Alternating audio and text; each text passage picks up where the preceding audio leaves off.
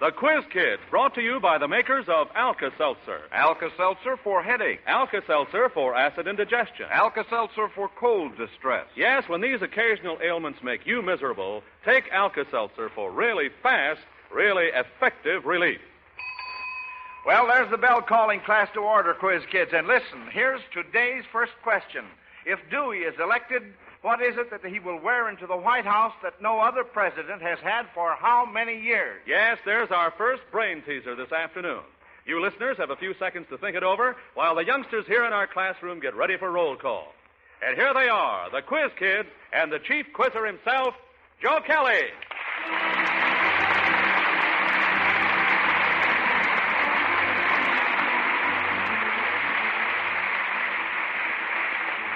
Thank you, Bob Murphy, and hello, everyone. Well, here we go with another competitive question session in radio's famous Classroom of the Air. And competing in this 425th Quiz Kids broadcast, we have Mike. I'm Michael Mullen. I'm 10 years old, and we'll be in the 6th grade at the University of Chicago Laboratory School. Rennie. I'm Rennie Templeton. I'm 13 years old and going into 9th grade at U-High. Joel. I'm Joel Kupperman. I'm 12 years old in 8th grade in the Volt School. And two new Quiz Kids, Harriet.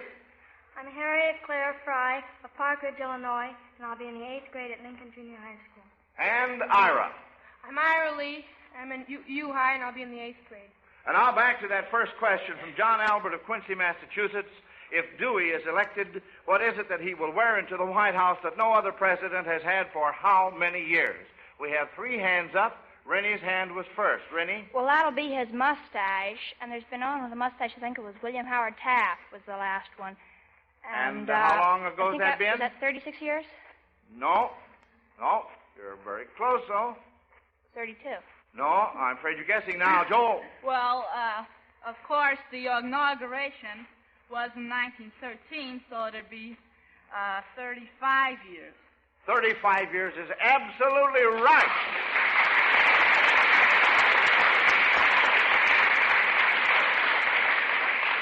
That's fine, kids. I really didn't think you'd get that number one question, but you certainly did. Now, this next question is from Charlotte Andrews of St. Louis, Missouri. And tell me, what king was recently replaced by a saint?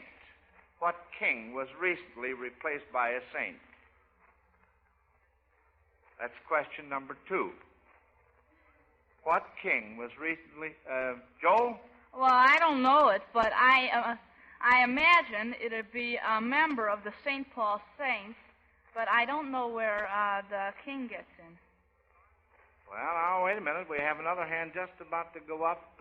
Harriet, what were you going to say, honey? I don't think that's right. I was thinking of King David, but I don't think it would be right. Oh, you give up on that? Well, the king would be Prime Minister William Lyon Mackenzie King of Canada, and the Saint, look at Joel's hand. All right, Joel. St. Laurent. The what? St. Laurent. That's right. Mr. Louis St. Laurent became his successor as head of the National Liberal Party, and he will also become Prime Minister this fall.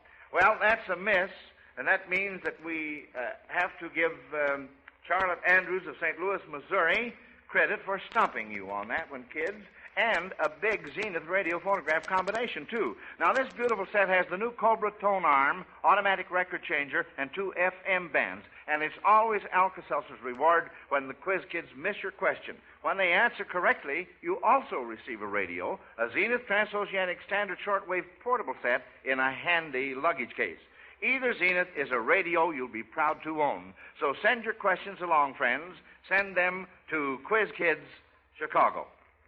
Well, now, children, you are to pretend we are at a baseball game for this question from Alex Trunko of Logan, West Virginia. The sports announcer is none other than our own Robert Leo Murphy. And you Quiz Kids are to be the official scorekeepers and call the plays. Now, it just so happens that in this game, one unusual situation follows another. See if you know how to score each play. Here we go. Here's the pitch. And it's a fly to the outfield. The center fielder is going back. Well, what do you know? The ball hits the fielder on the head and goes into the stands. All right, now how would you score that, Joe? Well, I think it'd be a ground rule double. No, sorry. Rennie. I was just going to say ground rule double, too. No, sorry, Mike. Wouldn't that be scored as a home run? A home run, that's right. Yes, sir. That's what it would be. Now, let's see if we can get this next one. Uh-oh, looks like a wild pitch. The batter swings and misses. Hey, the ball hits the plate and bounces past the catcher. All right, kids, how would you score that? Mike? Wouldn't that be scored as a dead ball?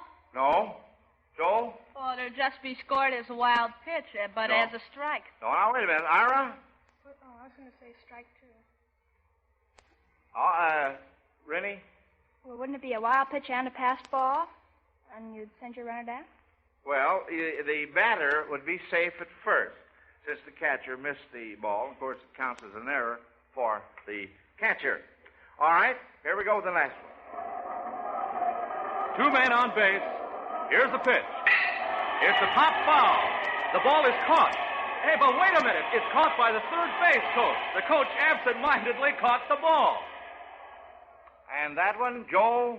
I think it'll be counted as all out because I think either last year or a couple years ago, that same incident happened in Cleveland. The Cleveland coach caught a foul ball, and it was counted as out. That's right. It really happened in 1945 when the White Sox played Cleveland. The coach was Bert Schott. The batter's out. A member of his own team interfered and prevented the third baseman from catching the ball. Well, I'll tell you now, we were a little weak on that second part, and in all fairness to the party who sent this question in, we're going to see that they get one of the big Zenith radio phonograph combinations from the makers of Alka-Seltzer for sending that question in that you quiz kids couldn't quite answer on the second part, and that's Alex Trunco of Logan, West Virginia. Now let's clear up our what's it question of last week from Mrs. Archie Rue of Lamoni, Iowa. The last clue we gave you was it first came to light in 776 B.C. Mike? Well, we think it's the light that started the Olympics. That's the right answer. That's very, very good, Mike. The Olympic torch. That's just what it was.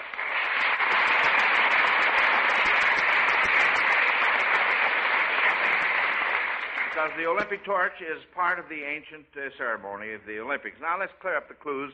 First clue was Matthew, Mark, Luke, and John. Only half brought it on, remember? Well, John Mark is the name of the runner who brought the torch into the arena as part of the opening ceremony preceding the Olympic Games. And second clue, Hastings and also White Sand Bay helped escort it along the way. You remember that clue, of course. Hastings and White Sand Bay were ships that brought the lighted torch part of the way. And then, of course, the third clue, it first came to light in 776 B.C. The first games were held in 776 B.C. All right, now then, kids, get set for this week's mystery question from Oscar Speaker of Battle Creek, Michigan. It's a where's it question, and this is your first clue. Now listen. Look, pal. That's quick and to the point, isn't it? Now, you can all go into a huddle, and I'll call for your answer right after Bob Murphy questions our listeners. Yes, Joe, and I know I'll get all hands up on this one. Here it is, folks. As you're sitting there relaxing, enjoying the leisure of this fine Sunday afternoon, don't you hate to think of getting up early tomorrow morning and going back to work? And say it'll be twice as hard if you wake up with an annoying headache. You know, that sometimes happens, and I hope you also know what to do about it. If you've ever tried Alka-Seltzer, you do, that's for sure. Yes, thousands say there's nothing quite like Alka-Seltzer for really fast relief from a headache. The reason is this. Alka-Seltzer is already dissolved when you drink it. That means its pain-relieving ingredient, sodium acetylsalicylate, is ready to go to work instantly. And because it's in sparkling solution, in other words, because of that fizz, Alka-Seltzer gets there fast, gives fast relief. So it will pay you to remember, when headache causes grief, misery can be brief. Take Alka-Seltzer for relief. Ask for Alka-Seltzer at any drugstore. All right, now, children, you can get out of your huddle, and let's see who has the answer to the question, the mystery question. Joel? Well, we're not quite sure, but we'll say Virginia. You'll say Virginia? No, I'm sorry, that's wrong. But I'll tell you, we'll have more clues a little bit later on. In the meantime, let's get along with more questions. Glenna Faust of Lansdowne, Pennsylvania, wonders how much help you would be to your parents if they were having trouble with garden pests. Now, first, what vegetable or plant would be in danger if you found a bug with a pale yellow back covered with 16 dark spots? Mike. Your beans. Beans. Because that beetle is the Mexican bean beetle. That's right, the Mexican bean beetle. Well, say, what do you know about that? Here's one to look out for. A worm with small brown spots on his sides, unless he's a big papa worm, which will have stripes down each side in addition to dots. Mike? Wouldn't that be the European borer? The European corn borer. The European corn borer. So it would be corn, yes.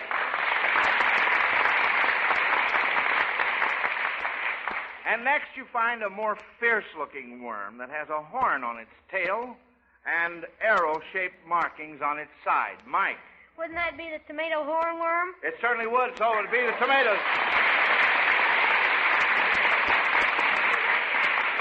You certainly know your worms, Mike.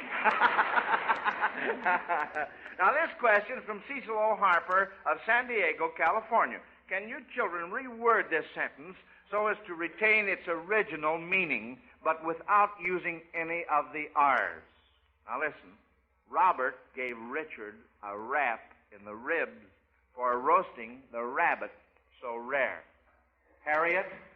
Well, you could say Dick gave Bob a slap. Well, we start out with Bob, so we just reverse the two names. Bob gave Dick All right. a slap on the side Yeah. for cooking the bunny not enough. That's the girl. That's it, all right.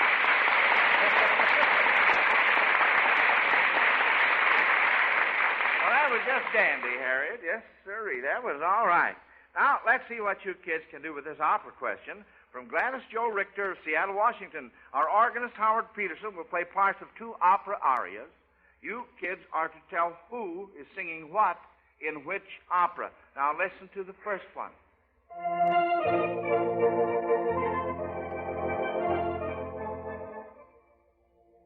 Harriet? That's the Je suis Titania, and it means I am Titania. Yes. From, I can spell it, but I never can pronounce it. It's Migon, something like that. Migon or Mignon. By Ambrose Thomas. And who sings it, by the way, honey? Titania. Well, no. What's her name? That's the name in the song. But what is her name? She sings I'm Fair Titania. She's the queen of the fairies. Well, what is her name, though? Let's see, Joel? I don't quite remember her name. It was that actress, it was the actress in the play that Wilhelm nearly fell in love with. I think her name was Frederica or something. No. Well, you give up on her name, and we must clear that up because that's what I asked you. I say you were to tell who is singing what in which opera. Her name is Felina. Felina sings I'm Fair Titania. Well, that's a miss, but we'll see what we can do with the rest of this question. Now let's listen to the next one.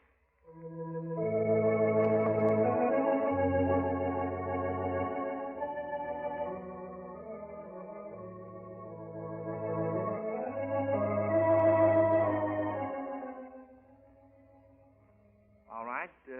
Do any of you recognize that? Who sings what this time? All right, Joel. No, but I don't even know the opera, but I think it would be one of Wagner's operas because it does sound like one of Wagner's works. No. Howard, could you play a little more of it?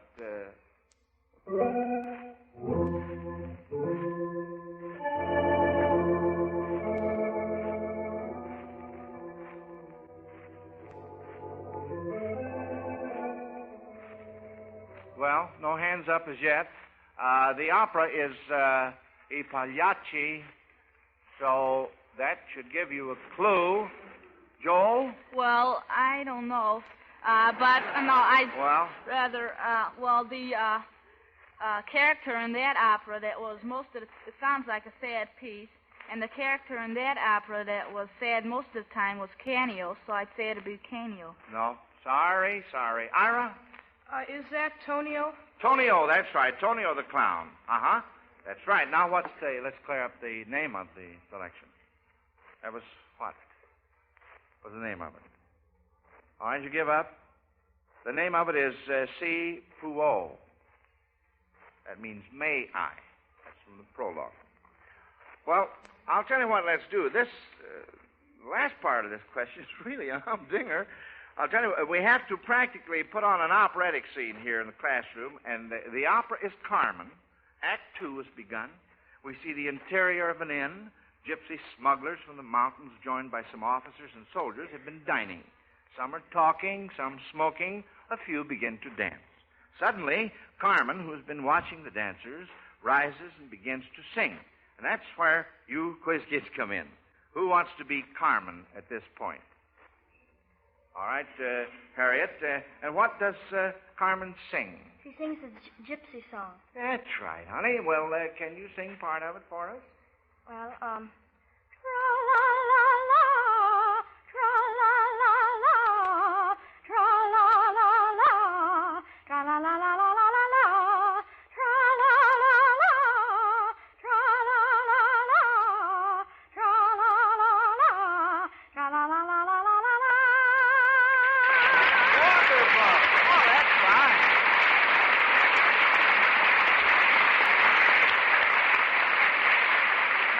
Why, you sang that just as well as Carmen does. Yes, sir. Well, now it's time, it's about time for the inn to close.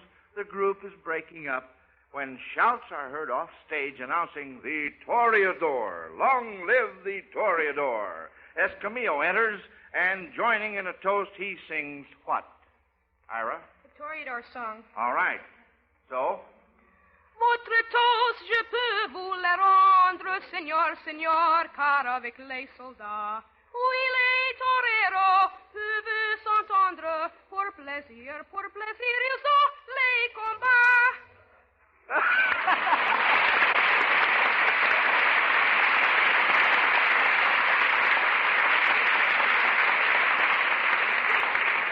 Well, that was really wonderful, children. I'm sure that everybody loves opera will agree with me on that. I'm sorry to have to tell you that we missed the first part on this question. That means that Gladys Joe Richter of Seattle, Washington, will receive one of the big Zenith radio phonograph combinations from the makers of Alka-Seltzer. My, that was real fine. We all enjoyed that a lot. Now, here's a dandy question from Captain William Westfall of Fairfield, California. If motion pictures had sponsors similar to radio programs, which movies might each of these companies sponsor, judging by the names of the movies? Now, the first company would be the Bell Telephone Company. What movie, Rennie? Well, there are a couple. It could be Miracle of the Bells, or A Bell for a Donna, or Yes. Who the Bell Tolls. Uh-huh. Fine, Joel. Well, there's a new movie, Wrong Number. Wrong. Wonderful.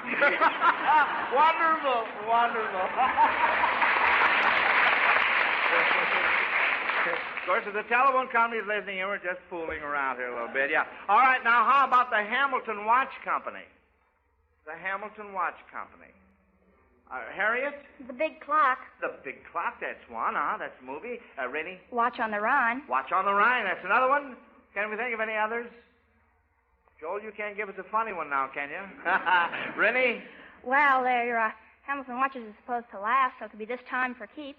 This time? Oh, I get it. I certainly get it. Yes, sir. All right, those are all fine. Now we're going to see how long you quiz kids can keep this going. It's from Mrs. Clarence B. Foster of Grinnell, Iowa. I'm going to go down the line and give each of you a chance to name an animal or bird associated in one way or another with one of the 48 states. Then I'll go down the line again, and we'll see how long you kids can keep going on this. All right, we'll start right off with Mike. Now, you all understand this, don't you? Yeah. All right, here we go. All right, Mike. The Pelican State, Louisiana. Louisiana, Pelican. Harriet? He gave mine. Oh, he gave yours. Yeah. Well, all right. Well, I'll catch you on the way back. Ira? The Poppy State, California. Poppy State, California. Joel? Well, I'm stuck. You pass. All right, Rennie? Well, gotta get back to Louisiana kingfish. Well, all right. I don't imagine Louisiana would mind getting plugged 2 times here. All right, Mike? Michigan Wolverine State. That's right, Michigan Wolverine State. And Harriet? Kansas sunflowers. What, dear? Kansas. Well, we're talking about animals or birds, see? Oh, or birds. Well, but you're all right on that score, but we must have an animal or a bird associated with the various states. Ira? Well, there's a lot of fish in Massachusetts. Well, all right, now I'm going to accept that. Yes, sir. Uh-huh. And Joel? I passed before. Do I go again? The Badger State, Wisconsin. The Badger State, Wisconsin. Rennie? Which is it? It's the Gopher. The Gopher State, is that... Yeah, what state is that, sir? The Gopher. Now, some of them right here in the studio. Gopher State. All right, what state is it? Quick. I'm stuck on that. All right, Mike. It's Minnesota. Minnesota. I got another one. All right, Mike. Delaware, the Blue Hen State. Delaware, the Blue Hen State. Very, very good. Well, I'll tell you, I guess we could keep on going here. Ira has one, I think. Illinois, the Quiz Kid State. Yeah, all right, Joel. Kansas, the Jayhawk State. The Jayhawk State? Kansas? Jayhawker. Huh? Jayhawker, isn't it? Well, I think Joel is correct on that. I'm not sure. All right, Rennie. Rhode Island Reds. Rhode Island Reds. Well, I guess we could go on all afternoon, so I'll tell you for this next one, we return to our where's it question. Now, remember the first clue was look, pal. All right, and here's your next clue. Garland, Dunn, and Joan Fontaine, Grant, Astaire, and Marjorie Main. Now, I'll call for your answer in 60 seconds. In the meantime, Bob Murphy is going to question our listeners here. You bet I'd like to, Joe. And ladies, I'm wondering what you do when you run up against one of those days when everything seems to go wrong. Why, I can tell you, Mr. Murphy, as all women know, there are dozens of little irritating situations that arise in every household every day. Now, we women can't work miracles, but we can and do rely on the help Alka-Seltzer can give us in many cases. Now, let's see. You mean that... Oh, you know very well what I mean, Mr. Murphy. Take the other evening, for example, when John came home after work.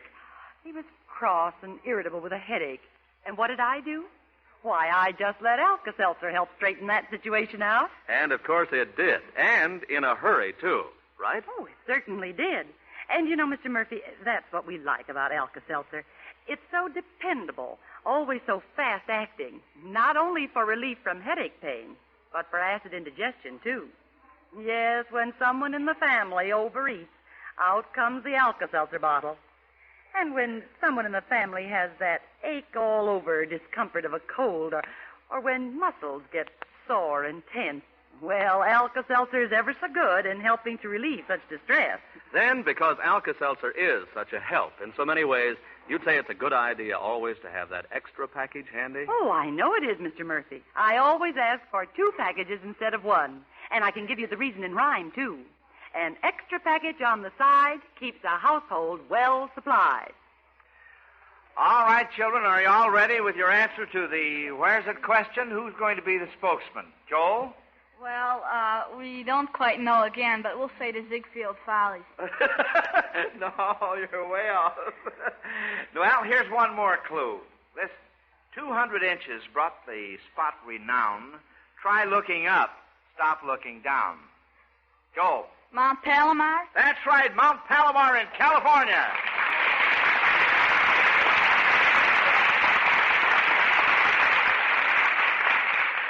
I'm going to clear up the clues. Look, pal, of course, was the first clue, refers to the telescope on Mount Palomar. And the names of movie stars suggest stars which are seen through the telescope. And 200 inches refers to the diameter of the lens in the telescope. And, of course, try looking up refers to the mountain and also to the telescope on the top of Mount Palomar. Say, now, wait till you hear the first clue for next week's mystery question, Quiz Kids. It's a doozeroo. It's a who's it question, and here is the first clue. Now, listen. 3 feet, 9.5 inches, and 1 millimeter. Now, there you are. Now, you can mull over that for quite some time. Billy Johnson of New York City has a tongue-twister math problem for you. If a brace costs 6 bits and 2 bits are 4 bits each, how much would a brace of brace and bits cost? Boy, that's a mouthful. Joel? Could you please repeat the question? I will if I can, my boy. Yes, sir.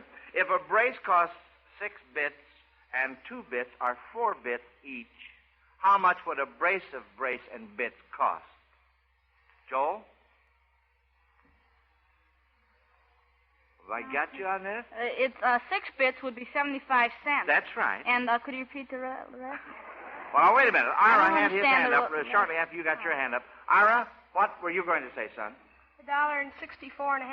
No, I'm sorry. No, that's incorrect. If a brace costs 6 bits and 2 bits are 4 bits each, how much would a brace of brace and bits cost? Rennie? Well, that would be, $1.25, $2.50. $2.50. Absolutely right. Good girl, Rennie. Now this... Well, there's the bell, and of course that means that we'll question the judges on this next one, kids. Yes, who won? That's what we want to know, and we'll have the answer in just a moment. While we're waiting, let's listen to this important message about One-A-Day brand vitamins. Friends, don't take chances. Are you sure you're getting all the essential vitamins you need from the food you eat? Remember this. Government surveys show that the meals of 3 out of 4 persons are short on vitamins. Don't take chances. Instead, take One-A-Day brand multiple vitamins. Lack of vitamins in your food can cause you to feel under par and run down. So take One-A-Day brand multiple vitamins. 60 capsules, 2 months supply, only $2 at any drugstore. Potency guaranteed by Miles Laboratories. Lack of vitamins in your food can keep you from feeling your best and looking your best. You can't afford to take chances. Take One-A-Day brand multiple vitamin capsules. Well, the judges have finished adding up the scores, children, and they've just handed me your report cards. Now, remember, we're using our new mathematical formula for scoring, a system which takes your age into account in giving credit for correct answers. And don't forget this either. Whether you win or lose this afternoon, you will each receive a $100 security bond from the makers of Alka-Seltzer to help you with your future education. Now then, let's see. According to the judges, our entire class missed 3 questions this afternoon. Rennie was first, Mike second, and Joel third. And inasmuch as Rennie and Mike are leaving with their parents on vacation, the next highest scorers will return next week. That will be Harriet and Ira, and also Joel, of course. And they will compete with Patrick Conlon, age 11, and little Melvin Miles, age 5 years. Now, let me remind you, quiz kids, you have some homework to do. Oh, sure. You'll want to give some thought to our mystery Who's It question. Now, remember the clue. It's 3 feet, 9.5 inches, and 1 millimeter. And say, I wonder how many of you folks listening will be able to think up the answer. Well, be sure to attend school next week and see if you're right. We'll be calling roll at the same time next Sunday, and until then, this is Joe Kelly dismissing the Quiz Kids. Goodbye, kids. Bye, Mr. Kelly.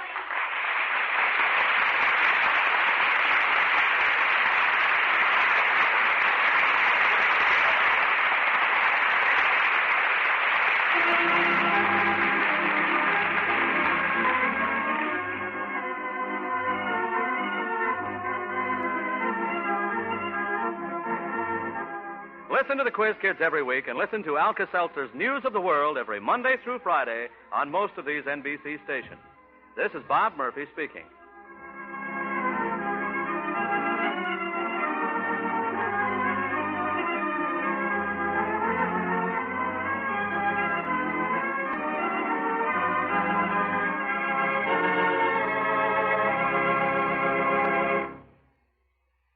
This is NBC, the National Broadcasting Company.